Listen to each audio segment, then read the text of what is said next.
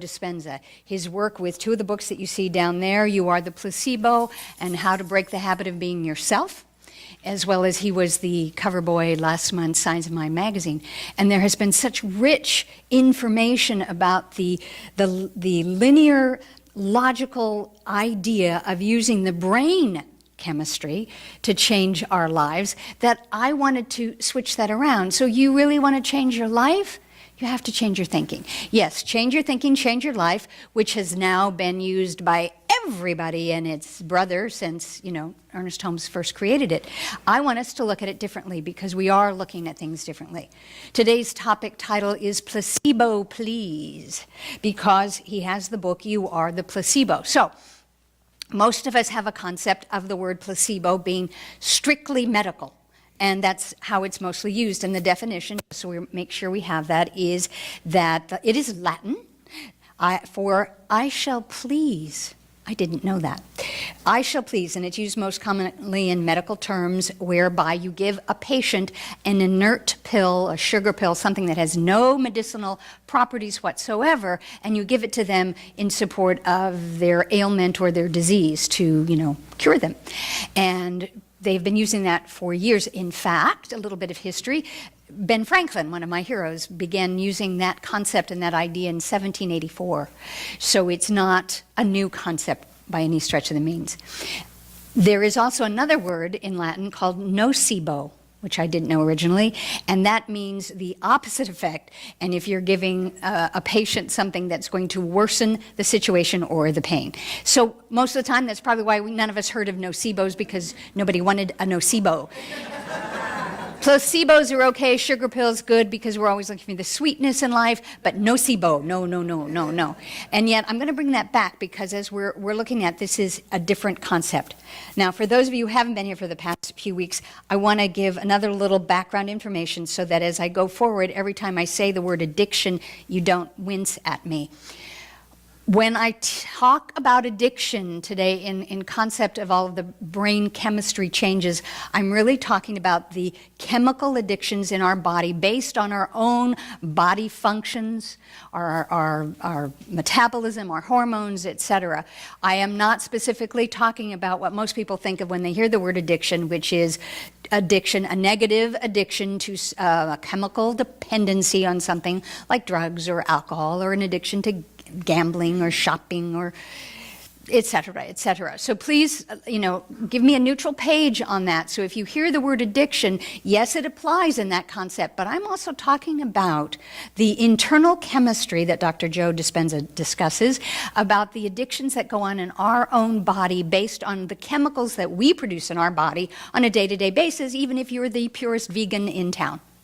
We have that kind of chemistry. So let me just get that said so then as I go forward, you'll understand when I talk about addiction. And as I was sitting there listening to Captain, I was thinking about, I'd like to set the intention that we release the addiction we have to war. It was very startling to me when he said that the generation we have right now has grown up in that concept, where most of us always know, well, war is an anomaly. We don't really want to be at war. That isn't the way it's supposed to go, so let's, have peace. If there's a generation that doesn't know the difference, that was unnerving to me. Okay, the Discover magazine that Elizabeth Stondal brought for me at the Thursday morning group had an article on placebos. Funny thing about that, timing is everything. And the article was called Why Nothing Works. Get it? Because there's nothing, no thing in the placebo, so why nothing, having a placebo works. And there was a story in it, and it was a very long article, very informative with lots of little graphs and brain charts, etc. But there was a little story I liked about a psychologist, a grad student from the University of Michigan named Tor Wager. And he has been very drawn to the Mahdi Bind. I am Mahdi Bind, Mr. Cryer. It's probably because I didn't have coffee this morning. But I'm trying things differently. Okay, the mind-body connection. Mr. Wager, he may be a doctor by now. Dr. Wager was raised a Christian Scientist. So the concept of the mind-body connection was always a very big draw to him. But he felt that in the external medical community, that pursuing the idea of placebos wasn't really a respected or a weighty way to go. So he had his own kind of covert study going on about the concept of using placebos in medical treatment. So he decided that in his study, placebos trigger the brain's inner pharmacy. Now, we kind of knew that, but it really is, and he goes on and do these books, go on to explain which part of the brain gets triggered when this happens and this happens and this happens, etc. So for those of you who really want it, these books are great for that, because Dr. Joe gives both the conceptual idea as well as the medical facts. So if a placebo triggers the brain's inner pharmacy, I want us to start to court the idea, a placebo please, of words, thoughts, affirmations, and feelings triggering our own internal emotional pharmacy. When we are struggling with something that's going on in addition to or beyond something like an ailment, that when we are moving through challenges, that sometimes a placebo may be what we need to trigger the pharmacy. When you think about it, when you have, those of you who have the addiction of coming to a center, a spiritual center, formerly known as a church on a Sunday, part of the reason you do that is the feeling of it. That when you come here, you feel better. You smile on your face, you listen to beautiful music, you have sugar later on. You get to share things in concepts and ideas, and there's a feeling thing that takes place. You come here and maybe you had a crunky morning and nothing worked right and the printer didn't print and blah, blah, blah, blah, and you get here and, suddenly the shoulders drop, the smile widens, and there is a chemical change that supports that. And why that happens is that the chemistry of the brain starts to create the feelings, which now go, oh, I'm happy, I'm at the center, it's feeling good, and then you feel good out here, and it starts to send more feeling thoughts to the brain. So the brain creates different chemicals again, and we have a wonderful catch-22. This is the positive catch-22.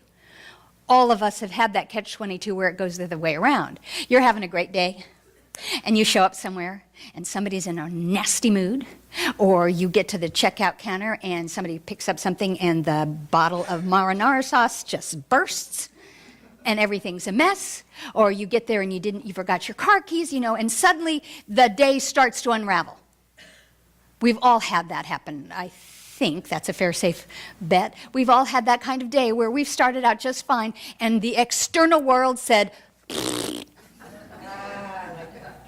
and then we start, what happens then is the chemistry in our body goes, ooh, negativity, unpleasantness, annoyance, blah, blah, whatever it is. The chemistry starts, and then we feel more of that agitation, don't we?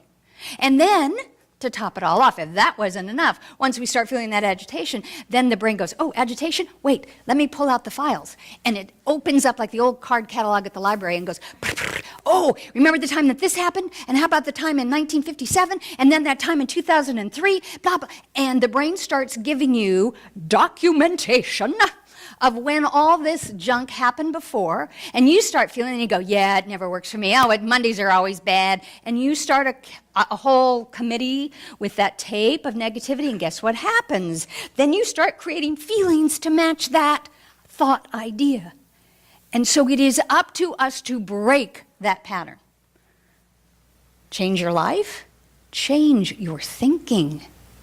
I'll go back to Dr. Tor Wager with his placebo documentation. So he documented that the more subjects, here we go, prefrontal cortex ramped up with anticipated pain relief from the placebo, the more activity the patient saw in the midbrain, and hence the more successful the placebo effect. So get it? So the more that the patient thought, oh, I'm going to give you this pill that will make you feel oh so much better, the expectation in the patient ramped up. They checked it out with an MRI and all those other tests, thereby creating the environment in them physically to allow the body's own chemistry to feel better. So Wagers took this documentation and he published it in Science magazine in 2004. And he suggested that the placebo effect starts in the evolutionary new parts of the brain related to expectations and works its way backwards towards the more primitive areas that release the opioids, the things that make us feel better. It's as though the brain goes out of its way to ensure reality matches expectations. I'm going to read that again. Because we're talking about allopathic medicine, yes. But here in my hospital lab, we're talking about emotional, psychological, and spiritual. So it's as though the brain goes out of its way to ensure reality matches our expectations. So you're sitting there, and doctor comes in, white coat, says, here is placebo to remove that pain. You go, oh, thank you, because I'm really uncomfortable. I really want this to work. I'm so grateful to have this, la, la, la. Your expectations build up. Your brain starts thinking of hopeful ideas and experiences. It pulls up the happy card file that says, oh, remember when we felt like this? So your body is now in preparation to receive the pill, and it starts to chemically support with the opioids or whatever it is, the oxytocin, all those things that I don't know how to pronounce, that our own bodies create to help make us feel better. And so then the brain, reality, feelings, thought merge. And it was a placebo in many of the people in the tests. Of course, on a study like that, some people get the sugar pill placebo, other people actually get something with chemicals in it to assist the pain. So that fascinates me because, again, it's about what you set as an intention and what you expect is going to assist in triggering your body to create the chemical and physiological environment by which the emotional environment, you know, the one that says the affirmations and reads the books and articles, can work together so that the other part of your being, this is the mind-body connection with that spirit, can receive the spiritual mind treatments and know the whole truth, so that your brain, your body, your mind, capital M mind, your mind, all work in harmony to synchronistically allow for healing. Breathe. I know that that seems either really big or out there. And yes, I do know, I do want to say that there are people with circumstances, physical circumstances that are discomforted or ailments that need regular medicine. I understand that. I'm not saying I want you to just go out of here and, you know, oh, okay, placebo, I don't have to do anything. I want us to know that we have an additional tool with our thinking, with our emotions that support, because we are science of mind, we are open at the top. We know that God is in the medicine, and now we know that God is in the placebo. That when you say these affirmations that are in your program, or you hear words spoken to you by someone, that they're not just two-dimensional words, that those words are crafted to wire or assist in wiring the brain to start to pull up the feeling thoughts that will support you. And then everything that Abraham Hicks talks about, which is the vibration of being in joy, makes sense because you want to be in that vibration of joy so that your brain goes, oh yeah, oh this is good, okay, now I'm going to create these chemicals so you feel better. And then you feel better and you go, oh yeah, now I can do that project. Oh yeah, now I can go to the gym. Oh yeah, now I can be free to do, and you fill in your blank. So we need to I really think that how and what is happening in the neuroscience, epigenetics, all the things that are happening are the things that Ernest Holmes knew intuitively, instinctively, didn't have the big highfalutin words to write it that way, but he knew and would love this because it's putting it all together. So those people out there in the world, wouldn't be anybody in here, but the people out there in the world who go, oh, you know, new thought, airy, fairy, metaphysical, Californians, you know, that we get that wonderful rep about that, oh, it means nothing and it's goofy and new age. Well, I don't think so. And now we're having clinical science support what we have been knowing and teaching all along. Clinical science is now supporting what the Eastern tradition has been teaching all along about mindfulness, awareness, meditation. And the reason that's important, and Dr. Joe really supports that, is that you need to become still enough to get in touch with your own chemical lab here so that you know what you need to release, what you need to change, where you may need a few placebos, where you may need something else, but that it is all within your own lab here. You are a walking lab with every tool that you could ever want. Our lives become a pattern of redundant chemistry. That's a new phrase that Dr. Joe has in his books, and I've been playing with it because it's a great phrase, redundant chemistry, our whole bodies, and then it gives the series Breaking Bad a whole new meaning for those of you who know what that is, but redundant chemistry. For example, our brain processes 2,000 bits of information per second. 2,000 bits of information per second. Boom, you just had 4,000. Boom, 6. Whoa. And what is that based on? Not so much book learning, but about your awareness, which is what we teach. So, for a second, let's try something. Close your eyes, please.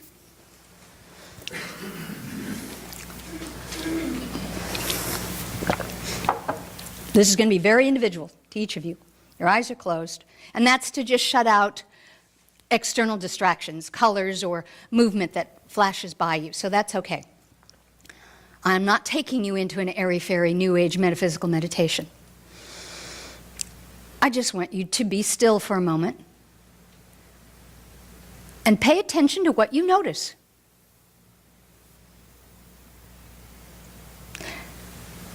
Some of you may hear the hum of the air conditioner or the lights.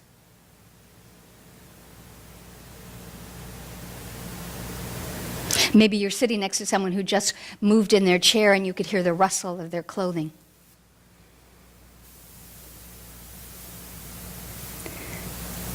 Those of you who are more seasoned at meditation and stillness may have immediately gone into the breath, becoming aware of your breathing.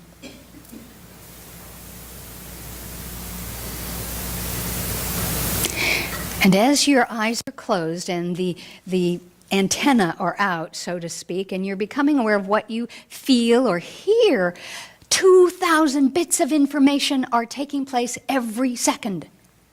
What temperature is it? Am I warm, cold? Am I comfortable? Do I need to adjust my seat? Did I remember to turn off the stove when I left?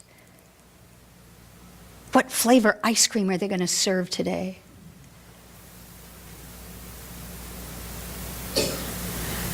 Just become aware, that's all, just as simple. Just have the little antenna out.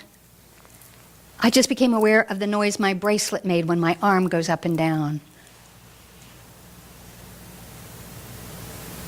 Things that go on all the time, but for which I may not be paying quite the attention. So when you're comfortable, just take a breath and bring yourself back to the room and eyes open when it feels comfortable. Dr. Joe goes on to say, you can't use the brain to change the brain. We cannot use the ego to change the ego. We cannot use matter to change matter. It is only when you become thought alone or pure awareness or consciousness that you have the ability to have a positive effect on your body. Hence that little process. Why legions of groups, churches, societies have shown of themselves to come forward in stillness and meditation, spiritual practice, prayer. Call it any or all of those names. One of the reasons that we teach that is so that you become mindful and aware. And as you become mindful and aware, you become aware that your body chemistry creates your reality. But what happens, and what we've talked about in the past couple of weeks, is that your body begins to act as if it has a mind of its own. And because of the wiring that we've had, which is usually pretty much ingrained or impressed in us by the age of 35, gulp, our bodies react automatically. We have commonplace knee-jerk reactions. From the simple things of remembering how to drive, you no longer get in a car and go, seatbelt, key ignition, on. You don't do that anymore. For the most part, I would imagine. You get in, you put your thing in, and you just do it, don't you? It's become a rhythm, a habit. And that habit serves you. I mean, that's a good thing. And yet, of course, then we have new awarenesses that if you're driving, we want you to pay attention. So there's, please do not text. Please do not drink and drive. Please do not don't meditate while driving. You're listening to Deepak.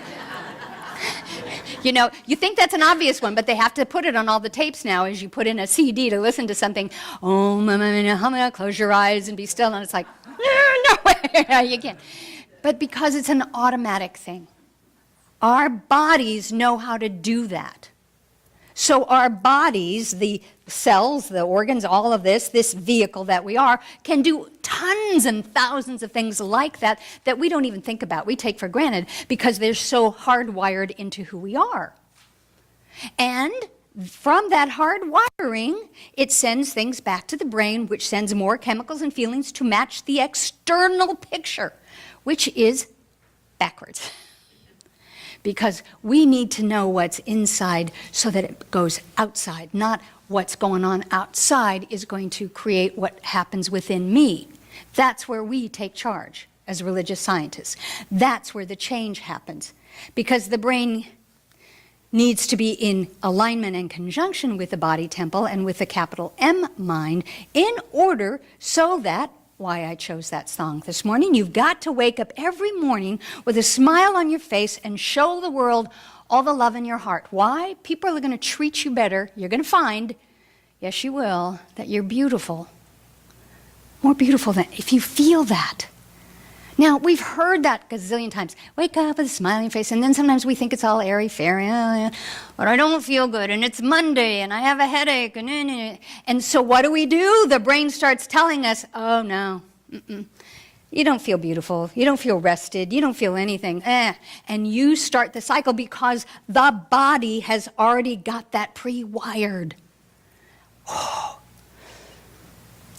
And I can say, I know that I've talked to a whole bunch of people this past week that this, for some reason, was a difficult week for a lot of people, intense and stuff.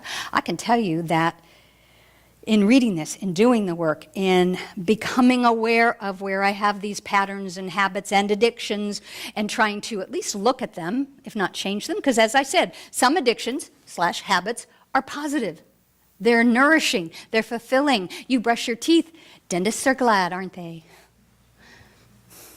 You do positive things that are addictions and rituals, and then you do some others that, oh, well, you know, you'd kind of like to change. Oh, but it's too late to change that. Or I'll start Monday, I'll start New Year's. And the body goes, oh, yeah, you don't want to rock the boat. No, let's just leave everything as it is. Well, I've been doing this stuff, and I got to tell you, my world is in 6s and 7s. And some of you don't know that phrase. Okay, my things are...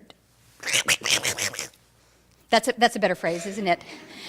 Can you imagine someone trying to describe my talk? My world isn't... But you know what I'm talking about. You feel it. It's just that, you know, everything is at odds.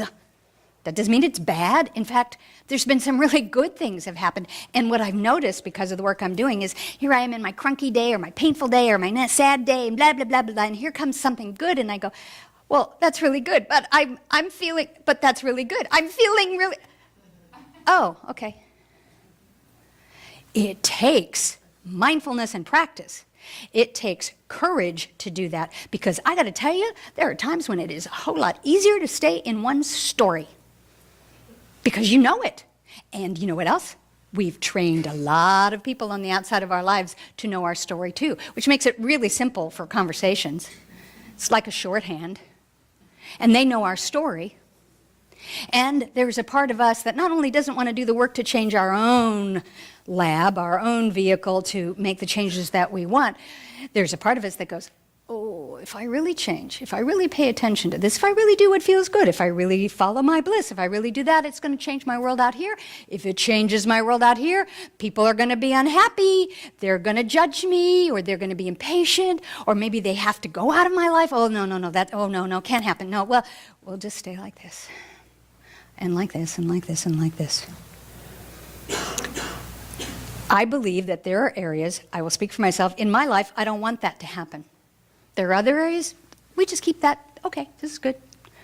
But I want to understand the chemistry of my body, mind, and the thoughts that I'm thinking so that I can create the world on the external that I want, which then mirrors back to me. And I go, oh, that's really good. I want more of that. I want more of that. East meets West. Pema Chodron meets Deepak Chopra, meets Ernest Holmes, meets Joe Dispenza, meets them all, Lynn McTaggart, Bruce Lipton, all these people. Everything that you've been hearing in all these years from every metaphysical conference, book, CD, etc., are all coming together. This is the thing that Dr. Holmes talked about. This is the time that is coming, and it's moving into this place. And the good news, and the sometimes not so good news, is it's in your lap. It's at your doorstep. It's up to you. No longer really can we go out to all of the external experts to be the ones to fix it for us. The external experts can hold up signs and say, oh, you might want to pay attention to this. Or how about, have you tried this? Or any of the other things, and give you guideposts, tools. But it's really going to be an inner work. So that when you have that new resolve, okay, I'm going to change this.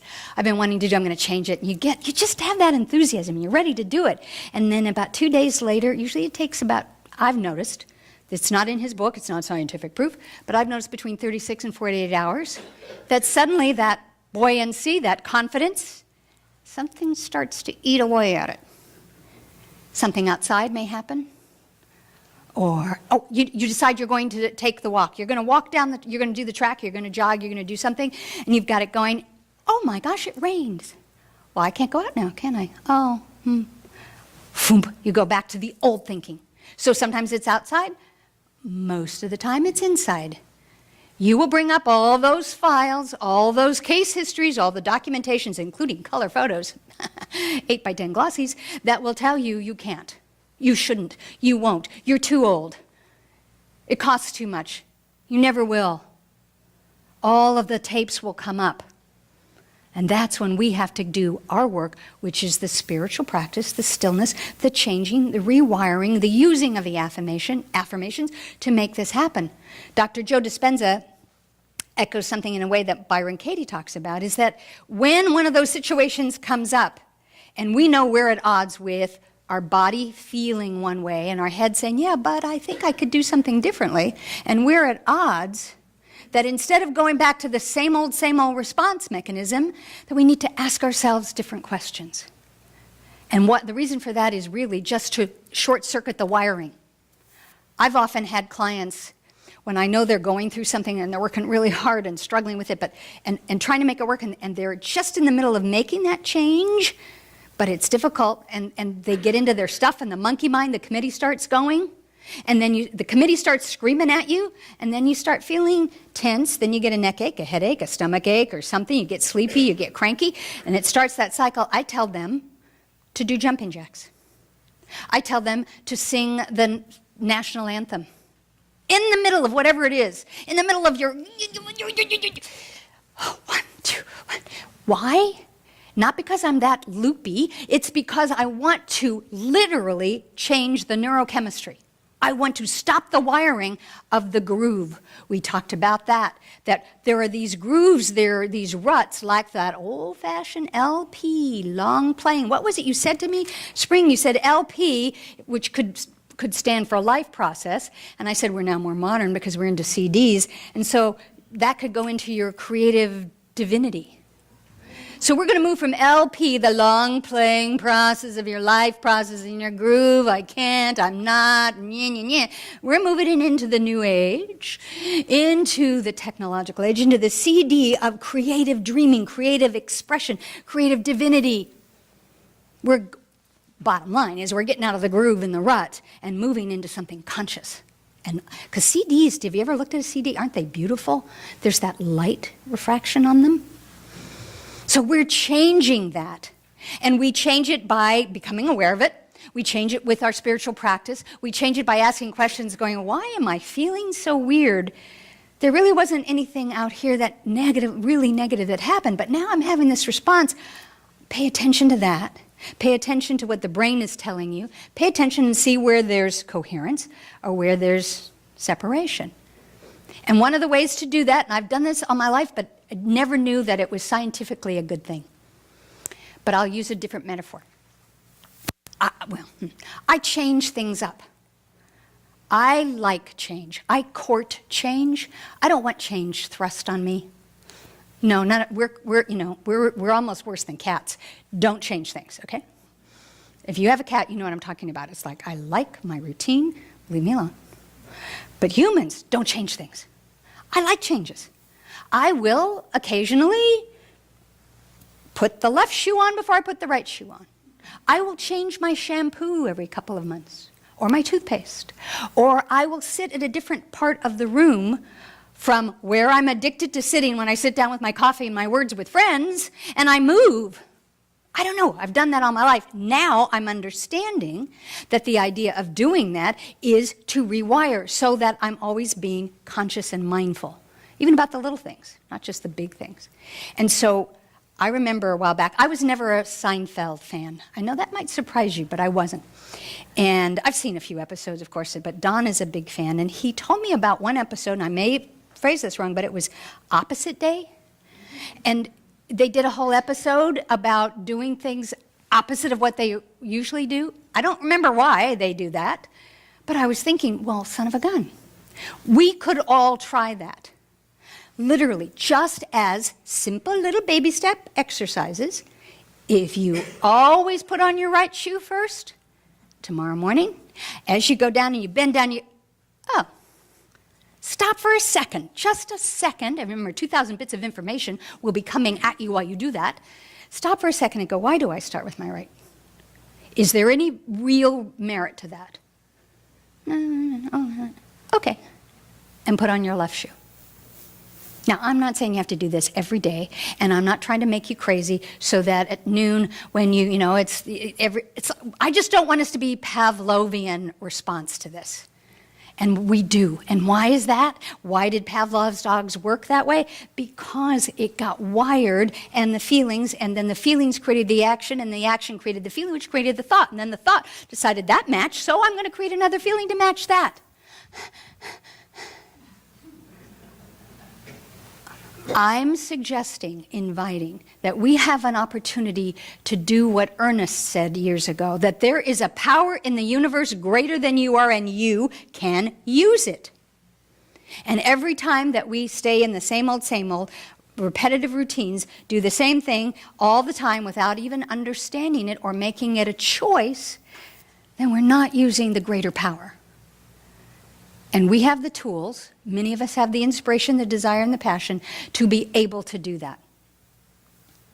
Abraham Hicks says, you don't have to work at being in the high vibration. That is natural to you. Because it's natural to you, you don't have to stop holding the thoughts that cause you to a lower vibration. It's a matter of no longer giving your attention to the things that don't allow your cork to float or don't allow you to vibrate in harmony with who you really are. So we're about getting conscious and mindful, becoming aware. And as we do that, generally and neutrally, such as changing a simple habit of tying your shoes or putting your coffee in the same mug every morning, changing things like that will give us the chance to clear the slate, change the wiring. Therefore, we may then make choices about the things that we do want in our lives, the goals, the projects, the dreams, the healings, the expressions, the creativity. But we have to get conscious, attentive, and mindful. I'm going to close with the same quote I gave last week from Ernest Holmes, because I think it's really important, because we are changing our lives and we're changing our thinking, but we're also changing our feeling, which is a result of our thinking. And to change the feeling, we have to change the thoughts. And then to change that thought, we have to change the feeling. It's the chemical. It's who'd have thunk that as adults we'd be in Chemistry 101? Not me. But we can, and we are, and we do it lovingly, mindfully. So if you would just like to close your eyes again, I will read you Ernest's quote from the textbook, and then I'll take us into a closing mind treatment.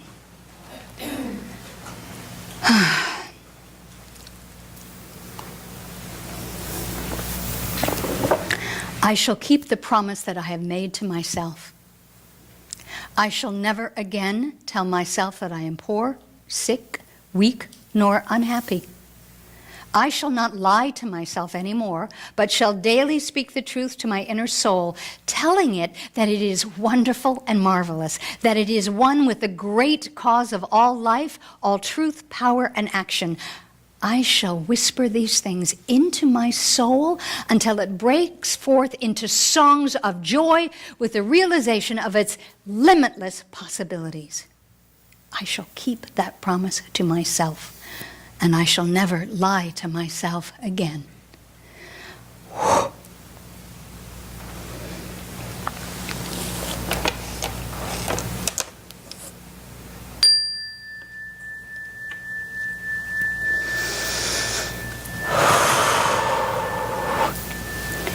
So we breathe. We become attentive. We make the conscious choice to set aside any of the other thoughts and ideas that may call for our attention and give our attention and intention to the idea of being together in this stillness of truth.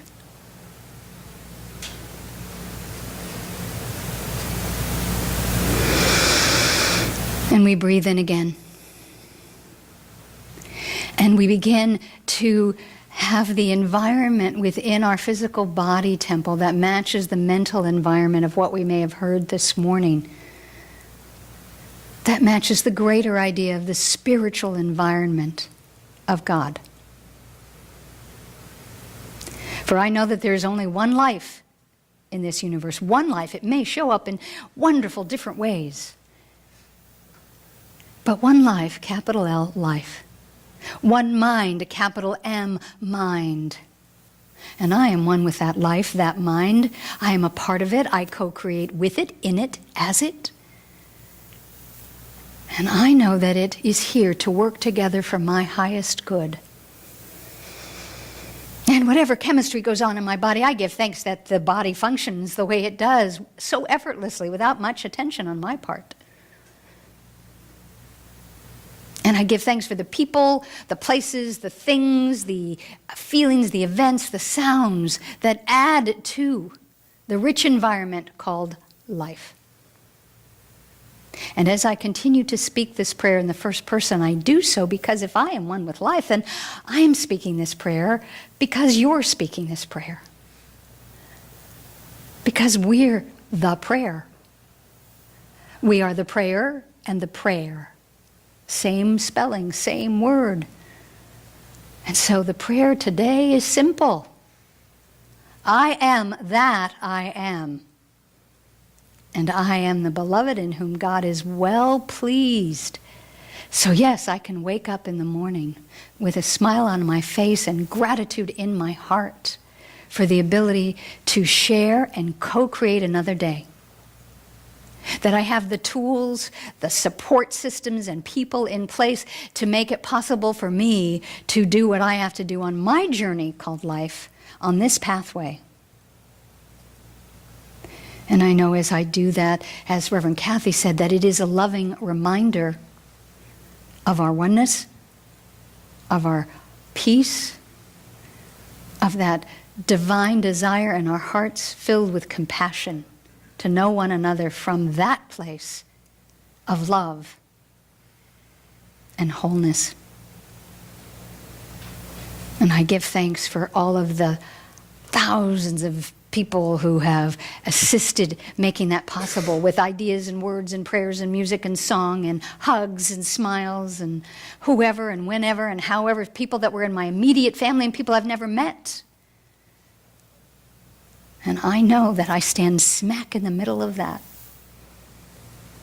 Change my life? Yes, because I am changing my thinking about my life and how it works and how I work in it. I am so grateful. I take that gratitude invitation. It's been going around on the internet. I take it because every day Spirit invites me to be grateful. And I say yes. And so placebo, please, yes. I will please, yes. The sugar pill, the sweetness of life, yes. I accept that for myself. And I know as I accept it for myself, I accept it for all of us, for people around the globe right now in a country or a city that I wouldn't even know how to spell or name, that needs to know this, knows this now, is be mindful and has access to that, as do I. Thank you, thank you, thank you, thank you, thank you. Whew. So in gratitude for this and so much more, and all that will be created and revealed and demonstrated and embraced and loved and accepted, I give thanks. And then in confidence, in trust and knowing, I release it back to spirit so that I of myself do no thing. I be, I don't do. I be, I am. It is good, it is God. Join me as we say together, and so it is, and so I am, and so we are. Amen.